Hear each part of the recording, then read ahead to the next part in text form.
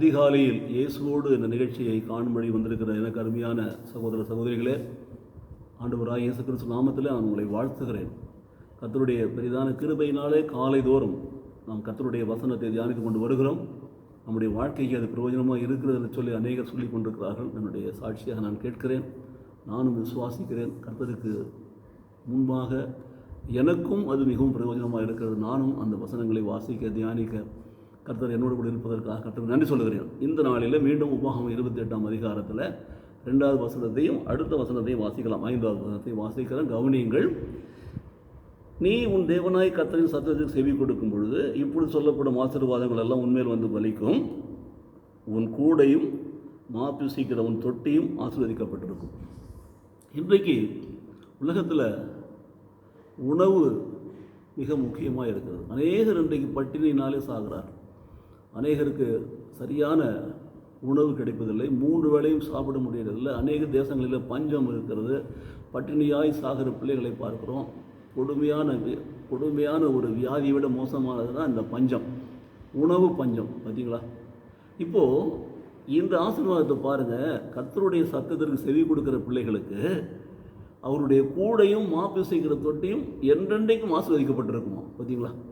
என்றென்றைக்கும் எப்பொழுதும் ஆசீர்வதிக்கப்பட்டிருக்கும். அப்போது உனக்கு உங்கள் வீட்டில் உணவுக்கும் குறைவு கிடையவே கிடையாது. ஸோ கூடை என்பது செல்வங்களை, தானியங்களை, உணவுப் பொருட்களை எல்லாவற்றையும் அதில் குறிக்கிறது. அதுதான் கூடை. கூடையில் தான் போயிட்டு காய்கறிகள், அரிசி, மிளகாலாம் வாங்கி கொண்டு வரும் கூடை அப்படின்னு கேரி பண்ணுறோம் பாருங்க. அப்போ வீட்டில் வந்து கூடைகளில் நம்ம பொருட்களை சேர்த்து வச்சுருக்கிறோம். அந்த கூடை என்பது நம்முடைய வாழ்க்கைக்கு தேவையான உணவுப் பொருட்களை சேகரித்து வைக்கக்கூடிய, வாங்கி கொண்டு வரக்கூடிய அந்த கூடை நீங்கள் நினச்சிக்கலாம், ஒரு வேளை பார்த்துக்கலாம். ஆனால் அதுவும் குறைவுபடாது, மாப்பிசைக்கிற தொட்டியும் குறைவுபடாது. ஏனென்றால் அந்த நாட்களெல்லாம் அவங்க மாவை பிசைந்து அப்பம் சுட்டு தான் அதிகமாக சாப்பிட்ருக்கிறாங்க. அப்பம். ஆகவே அந்த வசனத்தை வாசிக்கிற பொழுது உணவுக்கும் பஞ்சமில்லை என்று சொல்லப்பட்டிருக்கிறது. ஒவ்வொரு நாளும் நம்மால் 3 வேளை உணவு உண்ண முடியும் என்று சொன்னால் அதற்கு நமக்கு கர்த்தர் கொடுத்துருக்காரு என்று சொன்னால் அது மிகப்பெரிய ஒரு ஆசீர்வாதம். 2வது, அந்த உணவு இல்லாமல் பட்டினியாக இருந்து மடிந்து போகிறவர்களை பாருங்கள்.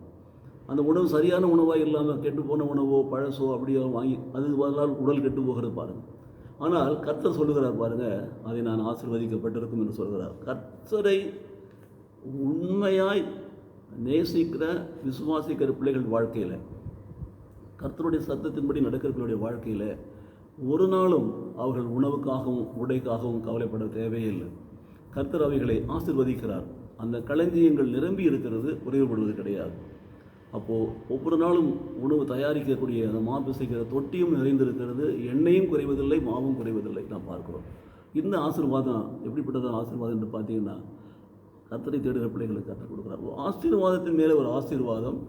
இந்த 5வது வசனத்தில் சொல்லப்பட்டிருக்கிற இந்த ஆசீர்வாதம் உங்கள் வாழ்க்கையில் வந்து பலிக்க வேண்டும் என்று சொன்னால் நீங்களும் கர்த்தருடைய சத்தத்திற்கு உண்மையாய் செவி கொடுத்து அதன்படி செய்ய கவனமாக இருக்கிற பொழுது கர்த்தர் உங்களுடைய கூடையையும் மாப்பிசை தொட்டையும் ஆசீர்வதிக்கிறார். ஜெபிப்போமா? எங்களை மிகவும் அதிகமாக நேசிக்கிற நல்ல பிதாவே, இந்த காலை வேளையிலே கர்த்தர் கொடுத்திருக்கிற ஆண்டவரே ஆசீர்வாதங்களுக்கு நன்றி செலுத்துகிறோம் சுவாமி.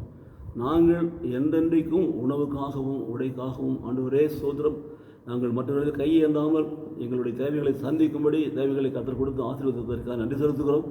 அப்போ அப்படி நிரந்தரமாக நாங்கள் என்றென்றைக்கும் உணவுக்கு பஞ்சம் இல்லாமல் நாங்கள் வாழ ஒவ்வொரு நாளும் சத்தத்துக்கு செவி கொடுக்கிற பிள்ளைகளாய், அதன்படி செய்கிற பிள்ளைகளாய் எங்களை நடத்துவீரா.